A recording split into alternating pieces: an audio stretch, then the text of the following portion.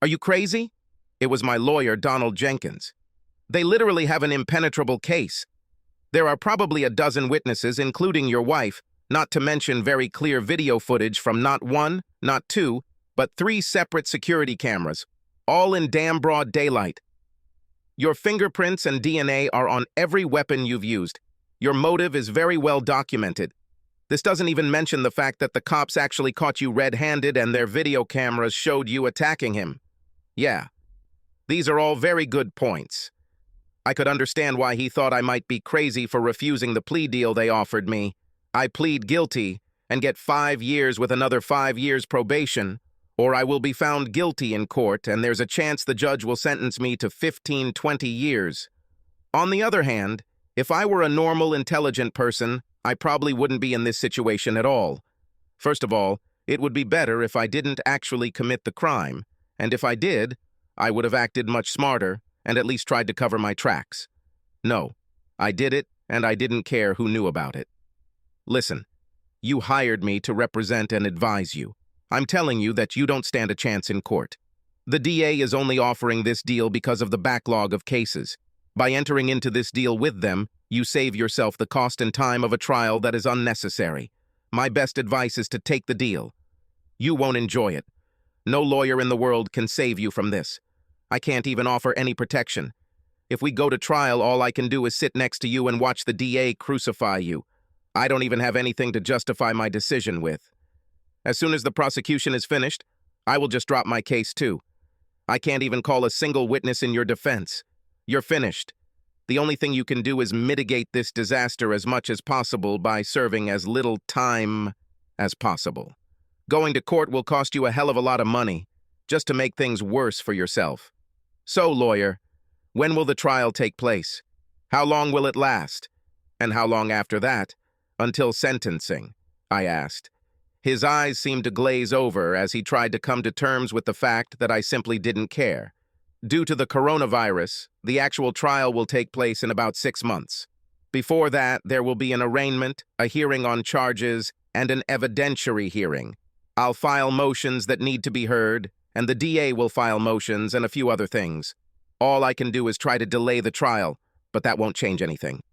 Great! You need to call my sister and let her know what my bail will be. She'll post bail for me. It won't be cheap.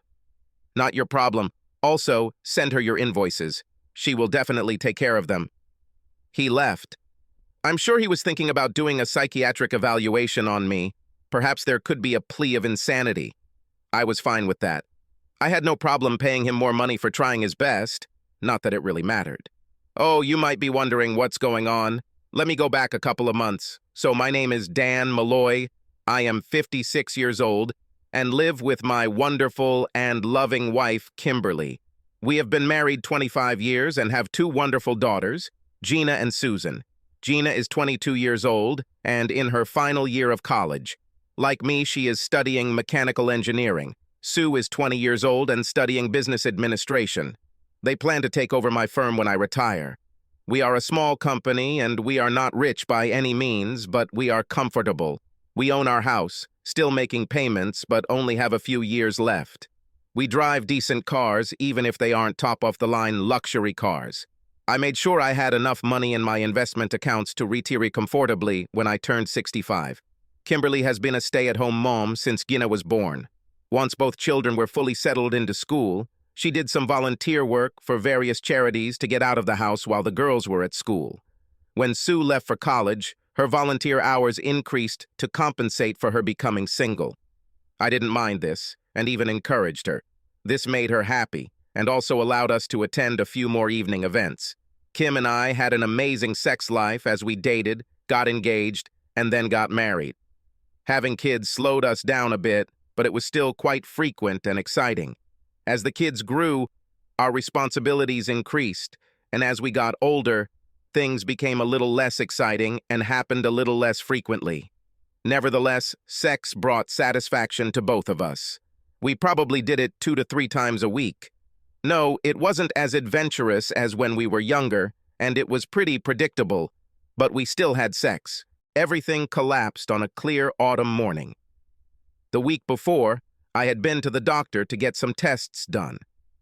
For some time, I felt overwhelmed and somewhat lethargic. I just felt like I was tired all the time. Kim noticed this and pursued me until I gave in and made an appointment. I was depressed when I left the office. The test results have arrived. I decided that I would not return to the office that day. I needed to go somewhere and think. Plans had to be made and decisions had to be made that would take place. I also needed to think about what I was going to tell my wife and daughters. I headed to a small sports bar. I like to have a burger and some alcohol while thinking about the news. I was standing at a traffic light outside a local college when I noticed my wife's car pulling away. This was not a surprise. One of the things she volunteered for was college tutoring. She earned a degree in English before we were married and has always loved literature. Having free time, she tutored some students on campus. What was surprising was that she was not alone. In fact, she wasn't even driving. Kim was sitting in the passenger seat, and a young and very large black guy was driving. I was 2 cars away from the traffic light, and they didn't see me. Even from the quick glance I took, it was quite obvious that Kim's full attention was focused on the guy who was sitting behind the wheel. It all seemed wrong. Since they turned onto the road in front of me and in the same direction, I decided to follow them. I made sure there were at least 2 cars between us. It didn't matter. 5 minutes later, I watched them pull into a cheap model. As they turned right to enter the motel parking lot, I turned left into the shopping center parking lot. I had just pulled into the street parking lot when I saw them get out of her car and enter the hotel lobby. A few minutes later, I watched as they walked across the second-floor balcony and entered the room. It didn't take a rocket scientist to understand that they wouldn't be studying literature there, but rather anatomy. 2 hours later, I saw them leaving the room. By this time, I had my digital camera ready. I always carry it with me because sometimes I need to take photos of projects to document problems that arise. I had my zoom lens on to make sure I captured their detailed photos. He kept his hand on her ass as they walked back to the lobby. This time, I was able to recognize this asshole. He was the star player on the university football team.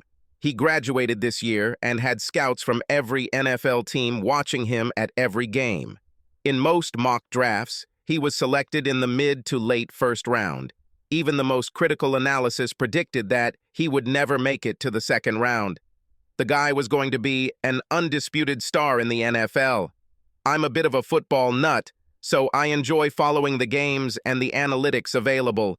This helps a lot during office pools and game betting. I win a lot more than I lose. Well, my wife is cheating on me. For me, this is a complete collapse of the marriage. We discussed this a couple of times. Leave the rest means something to me. It is a vow to God, family, and friends to each other. This is an oath that you just can't break. Till death do you part. It's good, of course, that there is a divorce. Don't you need me anymore? Great. If you're stupid enough to want to leave, I'm smart enough to let you. I already fought for you once. That's what dates and engagements are for. I won that fight when she said, I agree. I didn't have to fight for her again. Fine. All the plans and decisions I had made had to be changed. I needed a completely new plan. I waited about 10 minutes after they left before starting the car and continuing on my way. I ended up at the sports bar, which was my original destination. I took my notepad with me and chose a booth at the back of the hall for some privacy. I ordered a burger, beer, and bourbon from the waitress, then began to formulate my plan. I wrote down notes as I thought. There were 4 columns. What will happen to me? What should I do with my daughters? What to do with a traitor? What to do with an asshole? First, did it really matter? Not particularly. There was an issue that made everything in this column moot.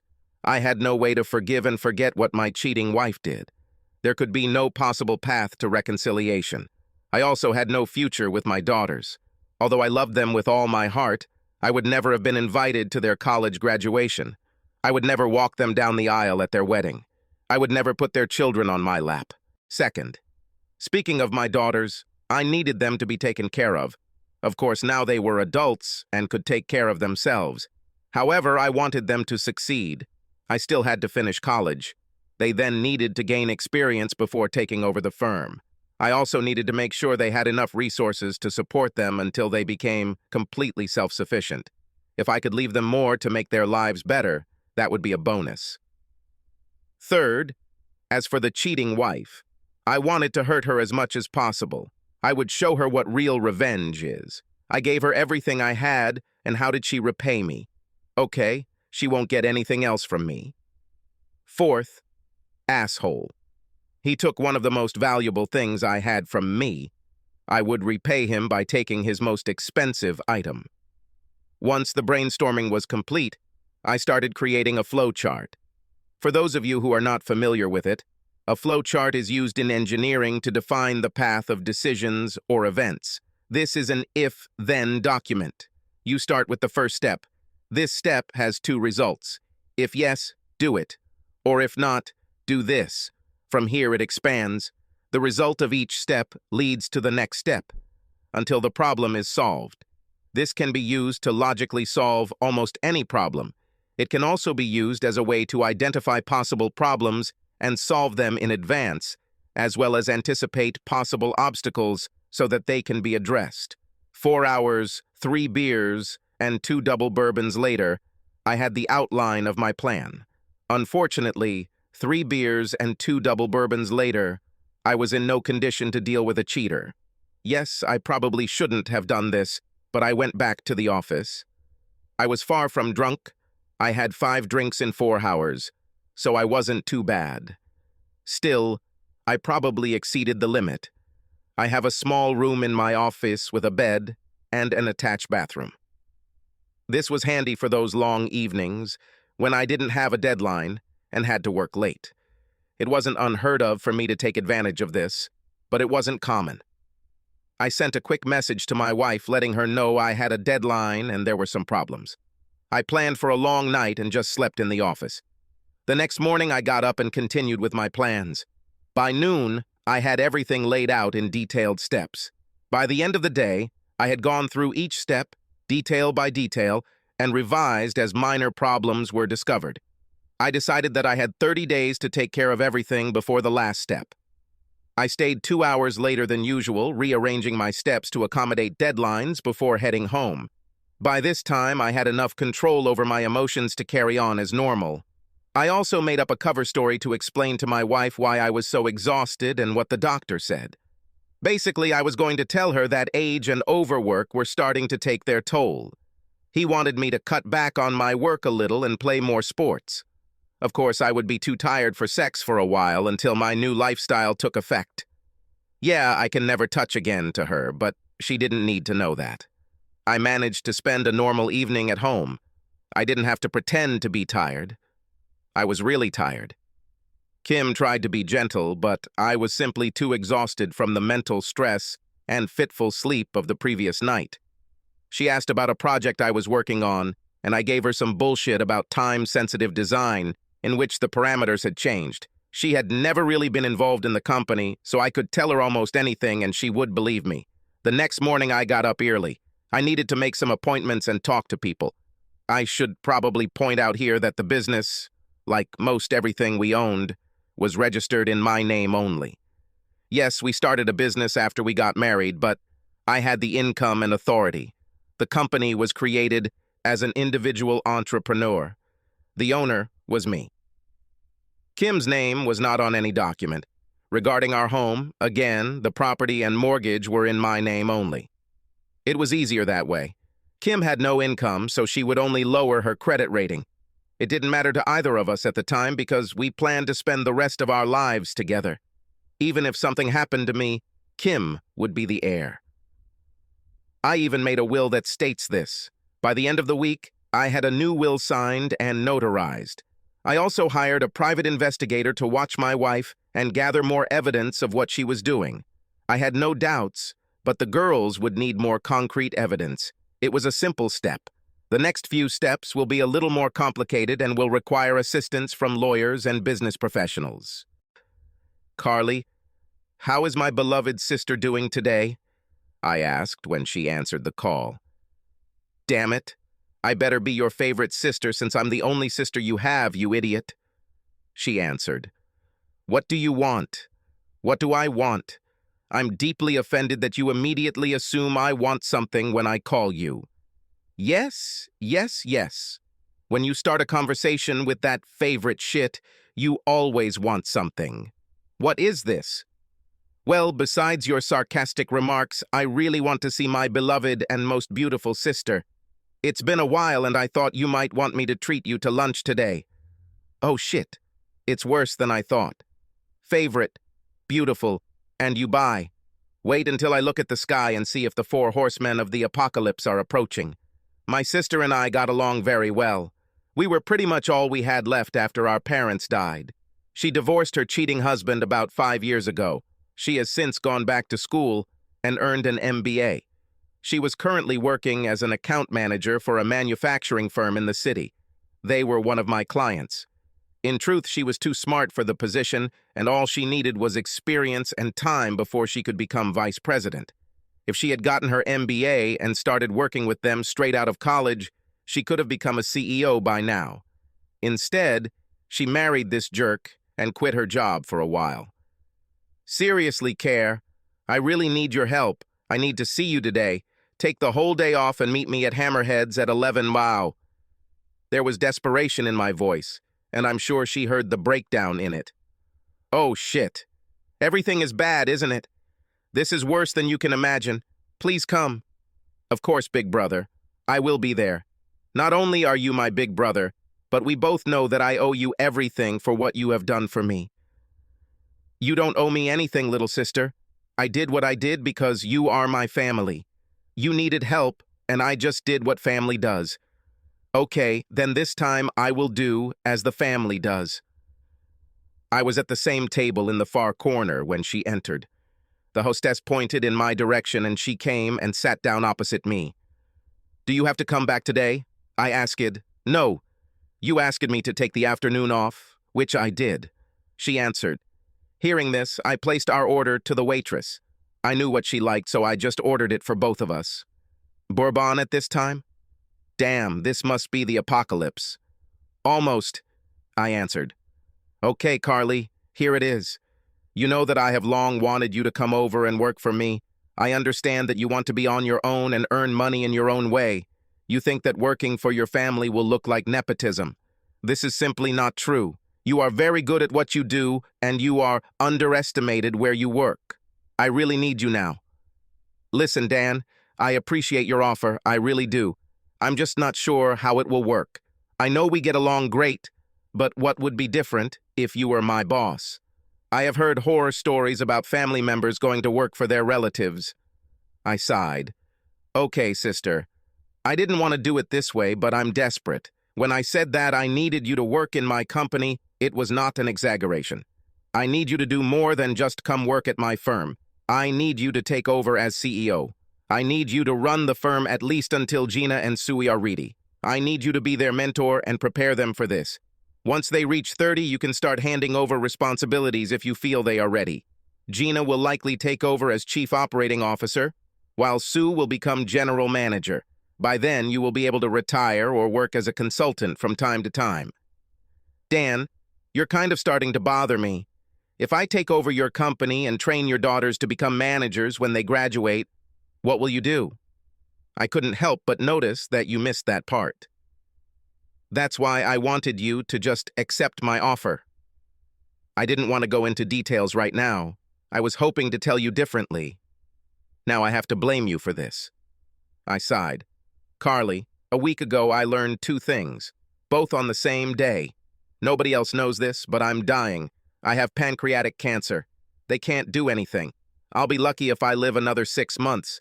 It's probably more like 3 or 4 months. Things will quickly go downhill. Another thing is that Kim is cheating on me. I'll handle things with the girls, and you'll be trustee of the property. Kim won't get a damn thing. Everything is put into trusts, which you will manage with the help of my lawyer. I have already drawn up a will in which this is indicated. I have transferred ownership to a company owned by you, Gina and Sue. I sold the house to the company, so now it also belongs to the company.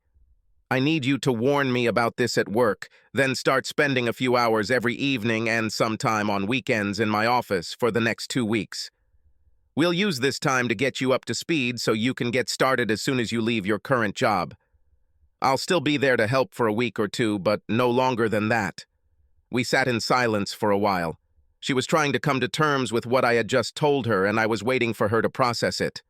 Our food arrived and we ate in silence. While the waitress was collecting our empty plates, Carly asked her for another shot of bourbon. "You're a bastard for putting me in this position," she finally said. "Of course I will do it. You don't leave me much choice." "I know. I'm sorry. Trust me, I wish I didn't have to do this. There are a couple more things I need you to do too, but we'll talk about that later." "Will I be angry about these other things?" she asked with a smile.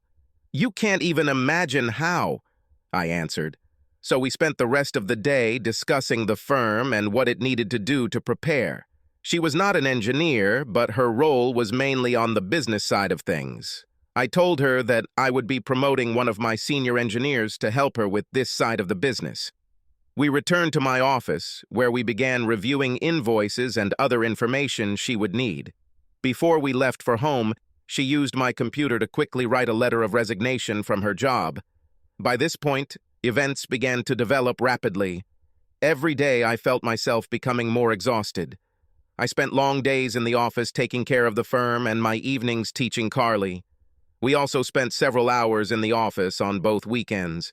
Kim started to worry about how exhausted I was. I would come home, have a quick snack, and then pass out in bed. There was no sex. Kim tried to talk to me about how I work long hours.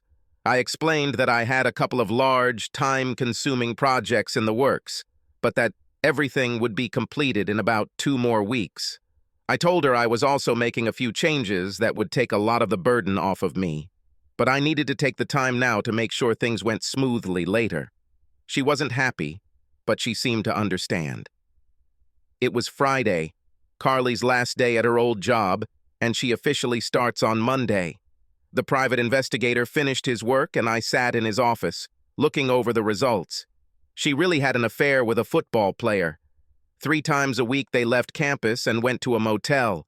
There were even photographs and a short video taken through the slightly open curtain. There was no doubt that they had sex. I thanked him and paid the rest of the bill. He gave me paper documents and a flash drive. On Sunday evening, Carly and I finished talking everything over so she could start work the next morning. It had been a long day and I felt it. I knew I needed to get things done this week before I got too far along to do so. "Okay, Carly, we've discussed most of what I need you to do. From 7 tomorrow morning, you will be in charge. We met with a lawyer and accountant, and all necessary signatures were notarized. You are officially in charge of all trusts and the company. I'm not going to tell you when, where, or what, but I need you to post bail for me when my lawyer calls you." "Crap. You're going to do something stupid, aren't you?" "It's a matter of opinion, but probably." "Okay. But murderers are not released on bail. Nobody will die. You don't have to worry about that. I want them to live and regret their actions." "Crap. So, you don't want Kim to post bail for you? Is it because you don't expect her to be able to do it? I'm not going to hurt her physically. Still, I'm not sure she'll be willing to post bail for me." "Fine. Wednesday. It was 2 o'clock in the afternoon. I was hiding behind a large SUV next to my wife's car on the driver's side. It was parked in the motel parking lot. I heard them talking as they walked back to the car. It had to be fast and furious. From the very beginning, he was much bigger than me. Then there was the fact that he had the strength and endurance of a high-level athlete. Then there was the small problem that I was deprived of strength and stamina due to my illness. I heard the car unlock as he pressed the key fob. He chuckled at something my wife said as he opened the passenger side door. I heard him open the driver's door and attack. I was already swinging the bat when I rounded the back of the SUV. Kim's eyes began to widen at the sight of me. She didn't even have time to shout a warning when my bat came down hard on my right hand, which was resting on the roof of the car. When the bat bounced off, I continued my movement and uppercut him in the groin. He fell to the ground, trying to simultaneously grab his shattered arm and cover up groin. As he writhed on the asphalt, the bat struck each knee. Both kneecaps were crushed. I had just broken his right elbow when a blinding pain shot through me. My whole body tensed, then convulsed before I lost consciousness. When I came to, I was lying face down on the sidewalk with my wrists cuffed behind my back. I learned that due to poor timing, a patrol car had stopped on the street next to us just as I began my attack. The cops saw me jump out of the SUV and attack my wife's lover. They hit me with a stun gun, preventing the asshole from breaking his left elbow. When the ambulance arrived, 3 more patrol cars arrived. As soon as I regained consciousness, I was escorted and placed in the back seat of one of the cars. I found it interesting to watch my hysterical wife give a very animated version of events to a rather attractive policewoman. In the end, I was taken to the police station and arrested. Of course, they put me in an interrogation room. They used ordinary psychological techniques. Leave me alone for an hour or two. Good cop, bad cop. It's bullshit that everything will be fine if I just confess, etc. Seriously? Did they want recognition? Why? Unfortunately, these tricks only work on those who actually care what happens to them. I already knew what was going to happen. I was going to die, and there wasn't a damn thing that could change that. The DA had a lost cause, and she knew it. She also had a huge backlog of cases due to the coronavirus affecting judges, jurors, and other support staff. Why waste time on this? The outcome was a foregone conclusion. She proposed. My lawyer presented it to me. I refused. So we are back to the beginning of this story. Are you crazy? It was my lawyer, Donald Jenkins. They literally have an impenetrable case. There are probably a dozen witnesses, including your wife, not to mention very clear video recordings from not 1, not 2, but 3 separate surveillance cameras. And all this, damn it, in the middle of the day. Your fingerprints and DNA are on every weapon you've used. Your motive is very well documented. This doesn't even mention the fact that the cops actually caught you red-handed and their video cameras showed you attacking him. Yeah, these are all very good points. I could understand why he thought I might be crazy for refusing the plea deal they offered me. I plead guilty and get 5 years with another 5 years probation, or I will be found guilty in court, and there is a chance the judge will sentence me to 15-20 years. On the other hand, if I were a normal, intelligent person, I probably wouldn't be in this situation at all. First of all, it would be better if I didn't actually commit the crime. And if I did, I would have acted much smarter and at least tried to cover my tracks. No, I did it, and I didn't care who knew about it. Listen, you hired me to represent and advise you. I'm telling you that you don't stand a chance in court. The DA is only offering this deal because of the backlog of cases. By entering into this deal with you, you avoid the cost and time of litigation that is not necessary. My best advice is to take the deal. You won't enjoy it. No lawyer in the world can save you from this. I can't even offer any protection. If we go to trial, all I can do is sit next to you and watch the DA crucify you. I don't even have anything to justify my decision with. As soon as the prosecution is finished, I will just drop my case too. I can't even call a single witness in your defense. You're finished. The only thing you can do is mitigate this disaster as much as possible by serving as little time as possible. Going to court will cost you a hell of a lot of money just to make things worse for yourself. So, lawyer, when will the trial take place? How long will it last, and how long after that until sentencing? I asked. His eyes seemed to glaze over as he tried to come to terms with the fact that I simply didn't care. Due to the coronavirus, the actual trial will take place in about 6 months. Before that, there will be an arraignment, a hearing on charges, and an evidentiary hearing. I'll file motions that need to be heard, and the DA will file motions and a few other things. All I can do is try to delay the trial, but that won't change anything. Great. You need to call my sister and let her know what my bail will be. She'll post bail for me. It won't be cheap. Not your problem. Also, send her your invoices. She will definitely take care of them. He left. I'm sure he was thinking about doing a psychiatric evaluation on me. Perhaps there could be a plea of insanity. I was fine with that. I had no problem paying him more money for trying his best, not that it really mattered. Kim surprised me by actually coming to see me. I was still in prison. I was charged and given bail. Carly had to post bail for me, but she was a little upset about the carnage. She would have helped me out, but first she wanted me to cool off for a couple of days. "I'm sorry," she started. "Fine. It really didn't mean anything to me. There wasn't really any romance or feelings. It was easy. Sex. I finished it for her." Yes, he was just so big and strong. He had that confidence that just takes over the whole room. And yes, he was a little better than you. Congratulations. I'm glad he was able to make you happy. She definitely wasn't happy now. She began to sob, then abruptly stood up and ran out. Well, the next day I was released on bail. Carly picked me up and took me back to the office. "Well, if you wanted to ruin his life, you succeeded. He will never play sports again. Even for fun, his right hand is crushed. They expect it to restore, at best, only 50% of its use. Both knees are destroyed. He'll be able to walk again, but that's it. His elbow will never fully extend either," she said after we sat down in her office. So I did it. Why such a massacre? He took away one of the most valuable things I had. I decided to repay him in kind. He took my wife from me. I took the game of football away from him. An eye for an eye. The future is for the future. You realize they're going to sue, don't you?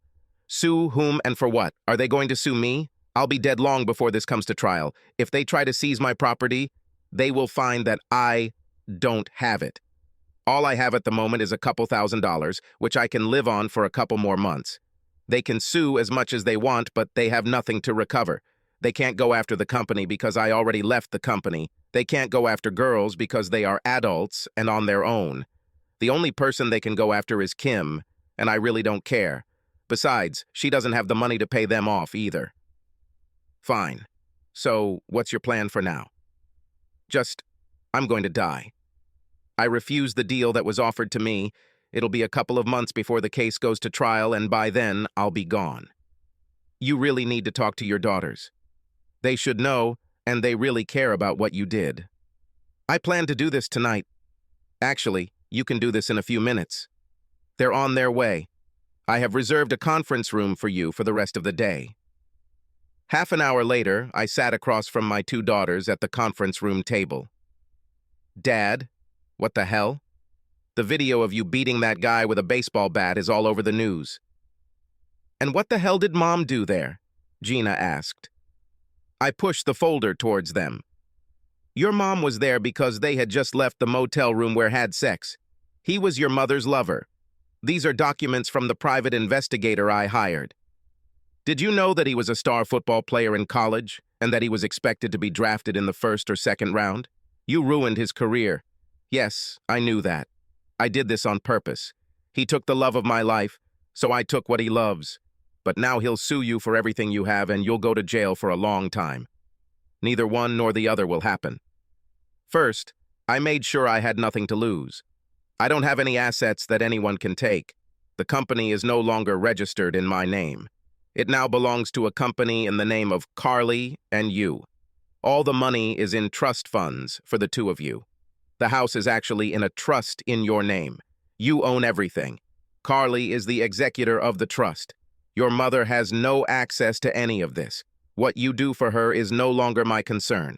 Is there any chance you can make peace before you go to prison? No chance at all, and I already said that I won't go to jail. Dad, be realistic. It is impossible that you will not be condemned. We watched all the shows about it and looked at all the articles. There's no way you can get away with what you did. I won't get away with this. I'm not even trying. My emotions overwhelmed me from the moment my beautiful daughters entered the room.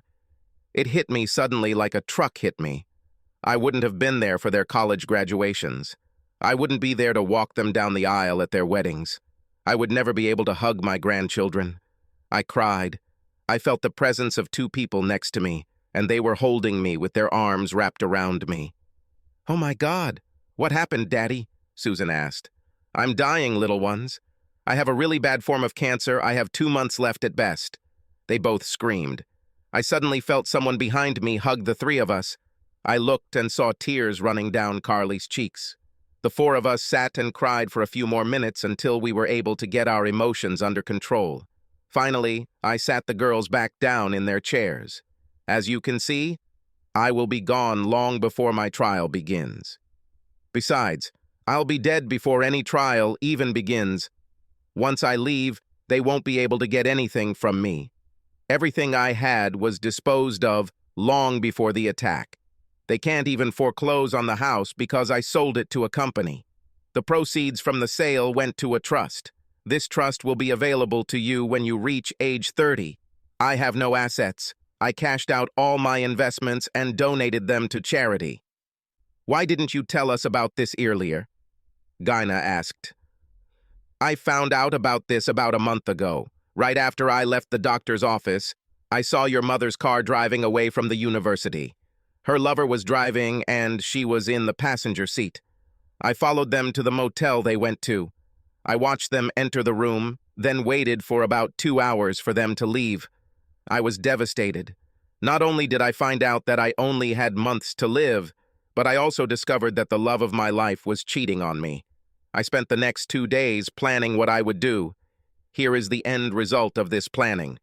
We talked and cried together for another hour. Then it was time for business again. I invited Carly to do this. We discussed the company's new organizational structure. When Gina graduates, she will begin working with engineers. She will participate in all projects and attend management meetings. Once she receives her PE license, she will be given her own projects to manage. Over time, she will begin to help Carly run the company.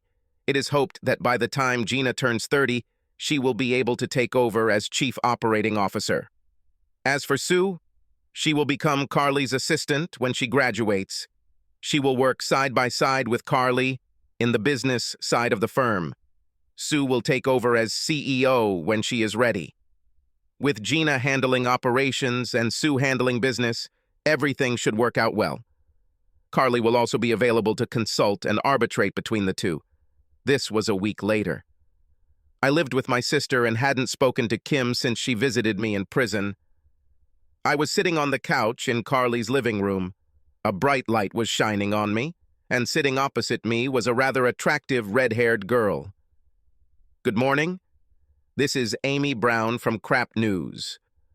I'm here with Dan Malloy, who is charged with causing grievous bodily harm during a brutal attack on a star player. Mr. Malloy kindly agreed to an interview. She headed towards the cameras. Then she turned to me. Mr. Malloy, I'm actually surprised that you're giving an interview. Are you concerned about the judge's gag order in this case? It doesn't bother me at all. There's really not much he can do about it. By the time it airs and he sees it, there's nothing he can do about it. But he can charge you with contempt of court and send you to prison. I laughed. Well, I really despise the divorce laws in this country. Look at them. A wife can cheat on her husband as much as she wants. If her husband tries to divorce her, she will get the children, the house, child support, and maintenance. She usually also receives most of the other assets. The poor man who marries her ends up living in a cheap apartment, eating top-quality ramen, and giving most of his income to his ex-wife to party with her string of lovers. They reward traitors and punish those who have done nothing wrong. Aren't you afraid of going to prison? Not in the least. What about the long prison sentence you are expecting? First of all, I wasn't actually convicted of anything. In our country, there is always a principle of innocent until proven guilty. Yes, but you must agree that there is irrefutable evidence against you. Yes, I am aware of this. I'm not the least bit worried about this. Fine. I can't wait to find out how you can be so sure of this. But what about Jamal's lawsuit against you? I understand that he is seeking over $40 million in compensation for lost income, pain, and suffering, not to mention lifelong physical maintenance. Blood from a stone. It will not happen. There's nothing to take from me. I'm unemployed and homeless. I have no assets. But you have a successful engineering firm and a huge house. No, that's not true. I sold my business and home over a month ago. I put everything I owned into trust funds to ensure that my children would be taken care of if anything happened to me. All this was absolutely legal and ethical. All taxes have been duly paid. I cashed out all my investments and gave it all to charity. I don't even have a salary to steal. Fine, let's get back to the attack. You never denied that you did it, but you never said why. Why did you attack him, and why so viciously? It seems like you deliberately targeted areas that would destroy any chance of an NFL career. Oh, that was certainly my goal. If the police hadn't used a stun gun on me, I would have crushed his other elbow and then added a couple more good blows to the groin before stopping. It was never my intention to kill him, just to maim him and destroy his capabilities. The attempted murder charge brought by the DA is a joke. My intention was never his death. In fact, I tried my best to avoid blows that could kill him. If I had wanted to do this, my first blow would have hit him on the head, not on the arm. So why did you attack him in the first place? Isn't it obvious? Where did the attack take place? In the motel parking lot. Who was with him? My wife. They had an affair. They had just left the room they had been in for 2 hours. I decided that if he could take away the most important thing in my life, my soulmate, I would take away the most important thing in his life, his football career. Understand? You have certainly achieved your goal. What about your wife? After all, it takes two to tango. Are you planning to take revenge on her somehow? Yes, but I won't reveal it now. I won't use any physical violence on her, so you don't have to worry about that. My revenge on her for betraying her will be completely legal. Oh, she will suffer greatly, but she will not be able to do anything about it. In fact, what I planned has already been done, but she doesn't know about it yet. When will she find out? When will this interview air? Fine. Let's get back to your upcoming prison sentence. It doesn't threaten me. I still haven't been convicted by a court. Then, it's okay. How about we return to the question of your likely conviction and prison sentence? This question is much better. So why are you so sure that you will not be convicted and sent to prison? Let me begin by recounting the events of a day that occurred just over a month ago. I felt very tired and exhausted for a while, so I went to the doctor to get tested. About a week later, I came back to find out the results. They weren't good. I had just left the doctor's office when I saw my wife's car leaving campus. I thought it was weird because Jamal was driving her car and Kim was in the passenger seat. I followed them to the motel and waited several hours for them to come out. After seeing them together, I hired a private investigator to get hard evidence of what I saw. I also started taking action according to what the doctor told me. Initially, these measures were supposed to include caring for Kim. After what I saw, I simply crossed out this part of the plans. Now everything I did was to make sure my daughters were taken care of. They were always going to end up taking over the business, and I just made it official. I also hired a really good businesswoman to act as CEO and prepare the girls to take over when they were ready. I also transferred the company from a sole proprietorship to an LLC and also transferred authority in my own name. All the money I had is now put into a trust fund for the girls that is controlled by someone else. I also put the title of my home into a trust fund as a gift to the girls. So I'm not the least bit worried about possible recriminations because I won't be around. The doctor told me that I had really aggressive pancreatic cancer. It's incurable. At best, I have 2 months left. More than likely, I will die within a month. My trial won't even start for another 3 months. What are they going to do? As for my wife, I'm leaving her with nothing. Perhaps our daughters will take pity on her and help her. It's not my concern anymore. In addition, documents proving her affair with the student will be sent to the university council, as well as to the relevant law enforcement agencies. I also have a copy for you if you would like. I must inform you that copies will also be sent to all major media outlets. You just ruined their lives. Don't you think it was a little over the top? Not in the least. They ruined my life, or what was left of it. Imagine being given the worst possible news and all you wanted was for your spouse to comfort you. Instead, less than half an hour later, you discover that your spouse is cheating on you. Yes, I will die soon, but they took away my chance to receive comfort from my wife in my last days. They ruined the rest of my life, so I ruined them. At least they will be alive and can try to restore everything. Perhaps he can at least become an example for all the other scumbags who like to seduce married women. I shrugged. Fine. That's all we have at this moment. Thank you for agreeing to this interview. This is Amy Brown from Crap News. Amy gathered her notes and stood up. She shook my hand and passed me a note before leaving. After she left, a stunning blonde came in and sat next to her. A few minutes later, she was ready, and the dazzling light came on again. This is Jessica Moore from Cunt News. I am with... The judge would have been seriously pissed off when these interviews aired. I decided it was best to get them all done in one day before he could do anything about it. In any case, this was my last day of freedom. It didn't matter much where I was tomorrow.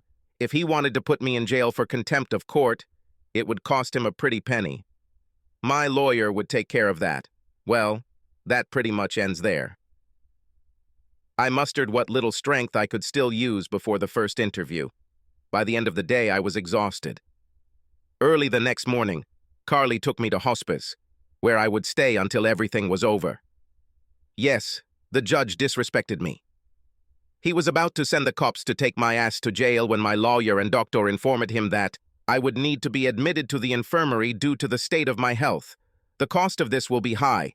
They also indicated that they would be sure to mention it in the media. Instead, he had me put on an ankle monitor to make sure I wasn't leaving the hospice. I laughed. I had nowhere to go anyway. Carly and the girls visited me almost every day. I understood that they could not always come, but they were there when they could. Sometimes I was able to video chat with them for a while. They kept me informed of events. Kim tried to visit me, but I crossed her off my visitor list. She gave the girls letters to give to me. They handed them to me when they arrived, and I just threw them in the trash after they left. I wasn't interested in anything, she said. The district attorney initially tried to reschedule the trial date. My lawyer resisted. It soon became obvious that it didn't matter. I wouldn't be able to attend anyway. My lawyer then began a public campaign about how the DA was wasting money and resources by pursuing a case in which the defendant would be dead before trial. Being reasonable, the DA quietly dropped the case. Yes, a lawsuit was filed. In fact, both Kim and I were in it. Since we were still married, she would be responsible for my debts after my death. This made me laugh. My girls are here with me. Carly, too. I'm so exhausted. I can say this is the end. I don't want to fight this anymore. I have nothing left and no reason to continue. I see another person slowly enter my room. Kim, my wife. I haven't seen her since she visited me in prison immediately after my arrest. Yes, I asked her to come. She nervously enters the room and sits next to the bed. I'm sorry, she said. I know. I also wish. I overdid it with you. No, you didn't do that. If you left me anything, it would simply be taken away in a lawsuit. Besides, I was the one who screwed up and started the affair. I forgive you for this. I asked the girls to take care of you. I don't want you to go hungry or be homeless. I forgive you too. It's probably for the best. This asshole will definitely try to take everything I have. As long as I have a place to live and enough money to live on, everything will be fine. I'm sorry I couldn't comfort you these past few months. That's all I did. I will have to live with this regret for the rest of my life. Don't be too hard on yourself. I left you. I could just face you and get over it. Instead, I acted out of revenge. You did what you thought you should have done. You were rightfully angry. Please know this. I never stopped loving you. I will love you until the day I die. When this happens, we will meet again, and I will love you forever. You are my soulmate. I forgot about it for a while, but I'm back. I see that you are tired now. Sleep, my love. Go in peace. We'll meet again. Dad prepaid for his funeral. He also had a funeral account set up in case his mother needed it. The plots have also already been purchased. We decided to have a private ceremony. It was only a family ceremony, but we agreed that 2 reporters could attend and film the video. We were adamant that they would not make a scene. It was a pleasure, and Amy and Jessica were very respectful. Jamal actually filed a lawsuit against his dad's estate. As you already know, he had no property to fight for.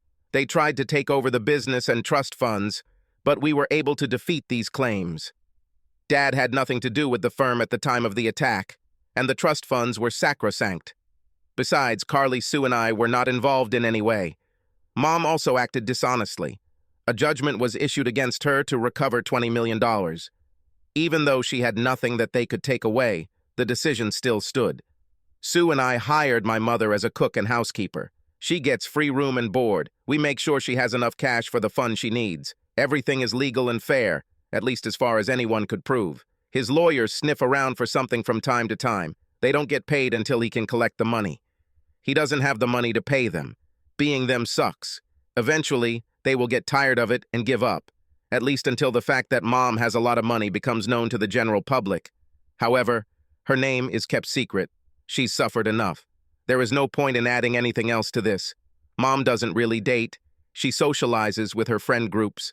Sometimes she doesn't come home until the next morning. Neither of them are serious, just friends with benefits.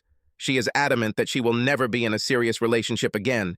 She will remain free until she meets her dad again. As for Jamal, he lives with his parents. His bedroom is on the first floor because he is not very good at using stairs. He was expelled, as expected, and refused to even think about going to another school. He just sits and plays video games, waiting for the money to come to him. That's probably why his parents put up with him, although I heard mutterings about how they were getting tired of waiting. Jamal may soon face a choice: be evicted or take action. So, here's how things stand at the moment. Sue and I really take over the firm, and Aunt Carly stops by sometimes to help. She is now retired and living a good life. She even takes her mom on a cruise a couple times a year. Right now, Sue has a steady boyfriend, and it looks pretty serious.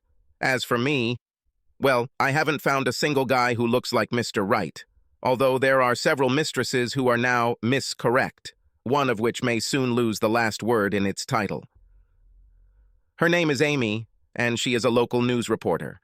Subscribe to our channel so that your second chaff doesn't cheat on you, and go ahead and listen to the next story, because this story is nothing compared to the next one. If you're under 18, don't even think about listening to the next one.